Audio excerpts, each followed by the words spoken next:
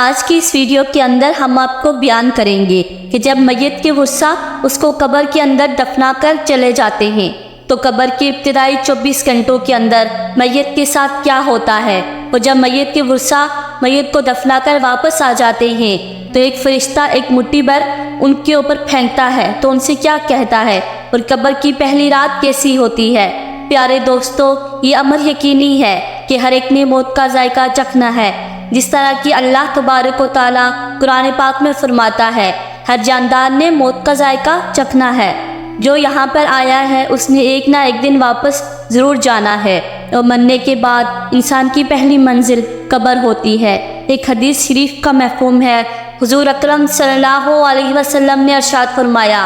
قبر انسان کی پہلی منزلوں میں سے ایک منزل ہے۔ اگر انسان اس میں کامیاب ہو جائے تو آگے کی منزلیں آسان ہو جاتی ہیں، اور اگر اس میں پھنس جائے تو آگے کی منزلیں اور خراب ہو جاتی ہیں۔ اور ایک اور حدیث شریف میں آتا ہے جس کا مفہوم کچھ اس طرح ہے،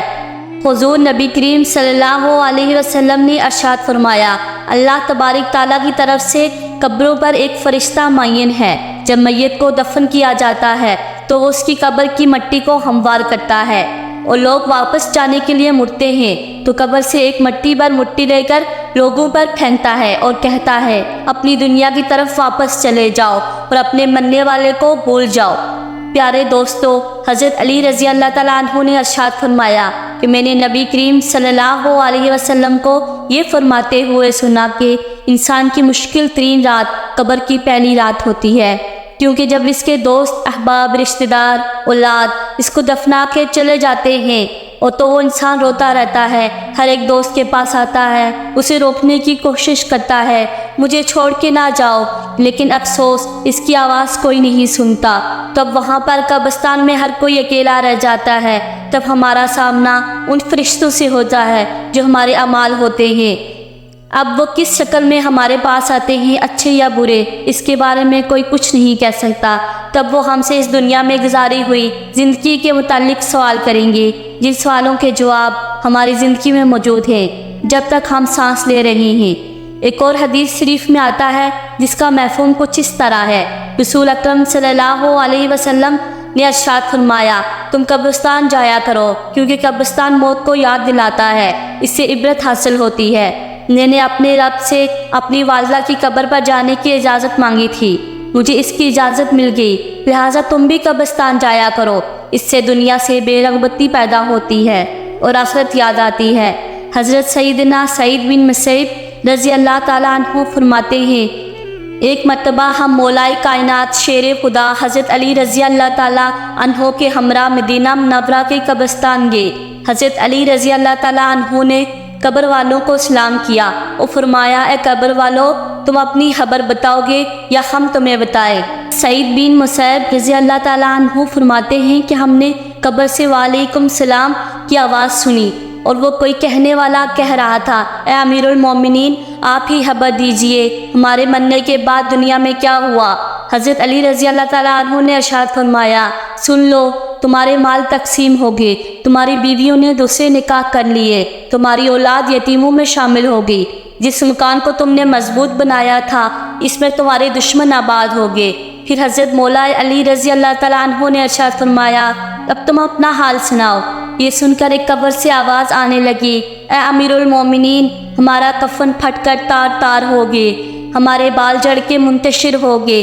ہماری کھالیں ٹکڑے ٹکڑے ہو گئی، ہماری آنکھیں بہہ کر رخساروں پر آ گئی، ہم نے جو نیک اعمال کیے تھے ان کو پایا، جو کچھ پیچھے چھوڑا اس میں ہمارا نقصان ہوا۔ معزز دوستو، روایت میں آتا ہے جب مردے کو قبر میں رکھا جاتا ہے، اس کی نماز اس کے دائیں طرف آ کر کھڑی ہو جاتی ہے، روزہ بائیں طرف آ کر کھڑا ہو جاتا ہے، قرآن مجید کی تلاوت اور اللہ تبارک و تعالیٰ کا ذکر سر کی طرف آ کر کھڑا ہو جاتا ہے، اور جماعت کے ساتھ نماز پڑھنے کے جو قدم چلے تھے وہ پاؤں کی طرف کھڑے ہو جاتے ہیں۔ جب عذاب اس قبر میں اپنی گردن نکالتا ہے اور مردہ تک پہنچنا چاہتا ہے، اگر وہ دائیں طرف سے آتا ہے تو اس کو نماز کہتی ہے، پرے ہٹ، خدا کی قسم یہ شخص دنیا میں بہت مشقت اور مصیبت اٹھاتا رہا، ابھی اسے ذرا آرام کرنے دو۔ پھر عذاب بائیں طرف سے آنا چاہتا ہے تو روزہ اسی طرح اس کو ہٹا دیتا ہے، پھر وہ سر کی طرف سے آنا چاہتا ہے تو تلاوت قرآن مجید ذکر الہی اس کو روک دیتا ہے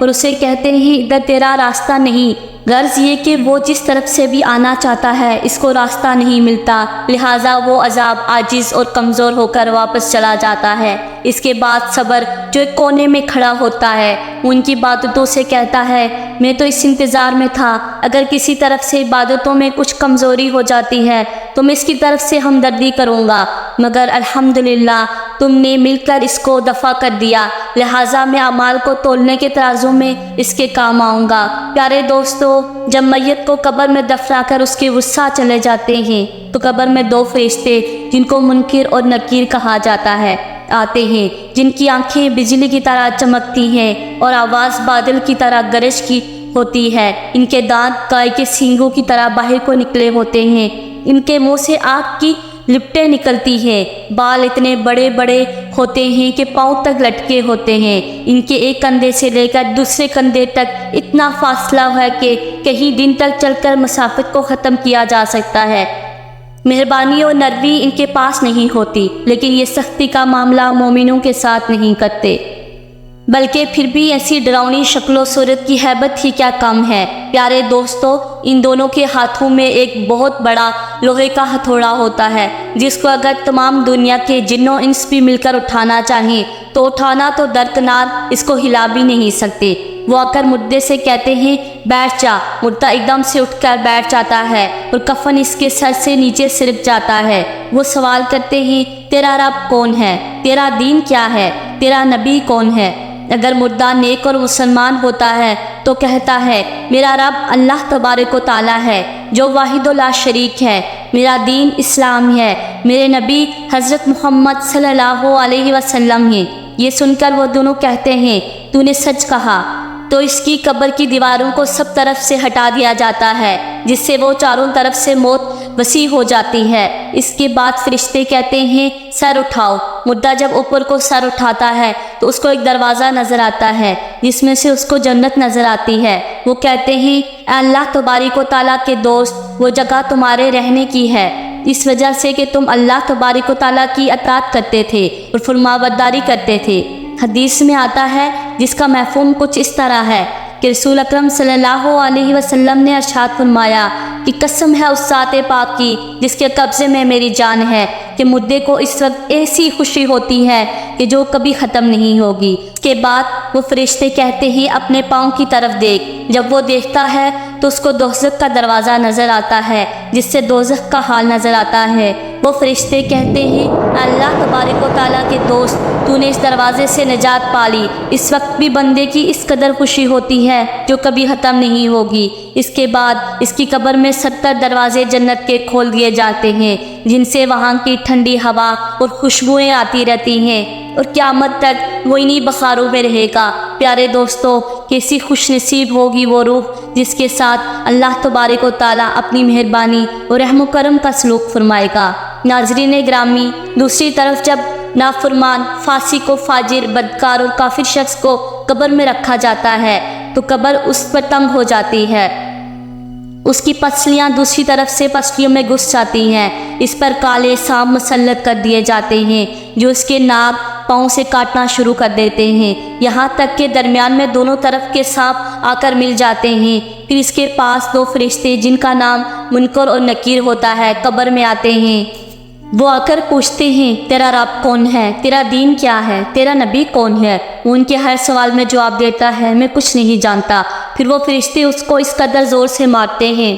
ان کے گرز کی چنگاریاں قبر میں پھیل جاتی ہیں۔ اس کے بعد وہ فرشتے اس کو کہتے ہیں اوپر دیکھ۔ وہ اوپر کی طرف جنت کا دروازہ دیکھتا ہے، جنت کے باغ و بخاریں دیکھتا ہے۔ فرشتے اس نافرمان کو کہتے ہیں یا اللہ تبارک و تعالیٰ کے دشمن اور نافرمان، اگر تو دنیا میں اللہ تبارک و تعالیٰ کی اطاعت اور فرما برداری کرتا تو یہ تیرا ٹھکانہ ہوتا۔ ایک اور حدیث میں آتا ہے جس کا مفہوم کچھ اس طرح ہے کہ رسول اللہ صلی اللہ علیہ وسلم نے ارشاد فرمایا قسم ہے اس کی ذات کی جس کے قبضے میں میری جان ہے، اس کو اس وقت ایسی حسرت ہوگی کہ اس جیسی حسرت پھر کبھی نہیں ہوئی ہوگی۔ پھر دوزخ کا دروازہ کھل جاتا ہے۔ وہ فرشتے کہتے ہیں اے اللہ تبارک و تعالیٰ کے دشمن، یہ تیرا ٹھکانہ ہے، اس کے لیے تو نے اللہ تبارک و تعالیٰ کی نافرمانی کی، پھر جہنم کے 70 دروازے اس کی قبر میں کھول دیے جاتے ہیں،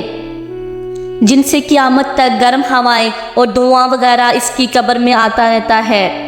معزز دوستو، قبر کا معاملہ بڑا سخت ہے۔ حضور اکرم صلی اللہ علیہ وسلم نے ارشاد فرمایا کہ قبر تمام فتنوں سے بڑا فتنہ ہے۔ ہمیں چاہیے کہ ہم اللہ تبارک و تعالیٰ کی نافرمانی سے بچیں اور نیک اعمال کریں اور قبرستانوں میں جایا کریں، تاکہ ہمیں بھی اپنی موت کی یاد آئے اور موت کو یاد کر کے ہم دنیا سے بے رغبتی اور آخرت کی تیاری کریں۔ اللہ تبارک و تعالیٰ سے دعا ہے کہ اللہ تبارک و تعالیٰ ہمیں نیک اعمال کرنے کی اور گناہوں سے بچنے کی توفیق عطا فرمائے اور ہمیں اپنی قبر اور اپنی آخرت کی تیاری کرنے کی توفیق عطا فرمائے۔ آمین ثم آمین۔